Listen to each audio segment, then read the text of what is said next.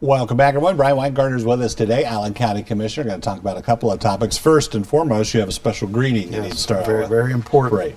It is saying hi to my 5-year-old granddaughter, Elliot. All right. Hi, Elliot. Elliot's watching right now, She you is think? watching right now. Okay, well, hi, Elliot. That's great. Excellent. We're glad she's watching. Okay, well, let's talk about Senate Bill 52. You guys had to spend quite a bit of time on this, and the map is prepared. If you could summarize what that map details. Yeah, so last year the governor put in place a bill and a law that would allow more say-so at the local level of where and when you would like to see alternative energy. So that was last October.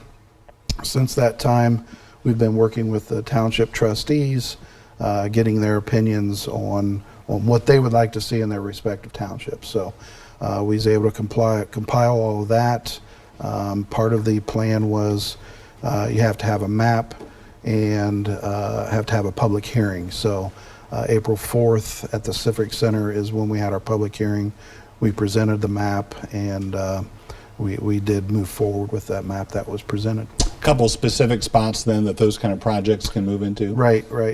Perry Township and Shawnee Township in their industrial areas would allow those type of projects in those areas. I think a lot of the people that were in favor of it, and both sides kind of spoke out at some of the hearings and meetings, there was a fear that this would, coming up with a map of the rules of the state, would preclude us from doing any of these projects, but it doesn't prohibit them down the road, does it? No, not at all. This is what we feel is best for the county at this time. That can always be revisited, and you'd have to go through the process again with the public hearing and presenting a map and so on. But yeah, that's always a possibility in the future. The Birch project, then, it's basically grandfathered? It is. Okay. Yeah, that one was grandfathered in under this rule. The hearing is upcoming. I'm not sure the exact date at the state level at the siting board. Was there, did it seem like there were fears among those who maybe were against these kind of projects that things were moving too quick, that there weren't rules in place to kind of govern where they could go? Right. Yeah, that was always in your mind. Sure.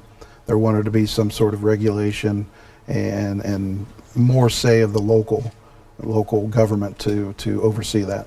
You know, somebody, a teacher from one of the local districts said, actually, this whole process, whether you were for or against these kind of projects, was a good lesson in how these things should go as far as the public hearings and the state law. Did you get that sense that the whole process kind of worked itself out? It does, yeah, it does. You know, they use this process a lot in a lot of different activities. So, yeah, through the process, it definitely is a learning experience. And, and we've actually, some other counties have reached out to us that are going to go through the process, and we compare notes, of course. Sure. The rescue funds, you guys have been working on that for a while, and the biggest thing about that was making sure you could use them for something that 5 years down the road they say, yeah, you can't do that at all, or you can't maintain it. Yeah, the problem with that is if we use it for something, it would come back on the local general fund. We'd have to cover that expense. So we are working on some work groups within.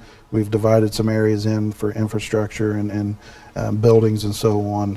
One of the areas as well is the backlog that was created in the court system. Sure. That allows, the rescue money allows to get caught up on that as well. So we're researching those areas and we're going to move forward. And the biggest thing is, you know, COVID, are your buildings COVID friendly?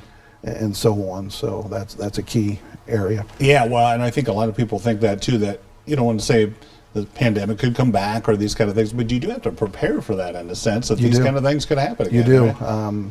You know, you see the subvariant rising again, so I don't think we're out of the woods yet. I think we're getting close, but I don't think we're out of the woods. So again, as you said earlier, this is a learning experience, and we've learned a lot the last couple of years. Who thought, as your first term as commissioner, you'd go through a pandemic. Yeah, for sure. That's the thing. Well, hey, thanks for being with us, Brian. You're welcome. Happy Easter.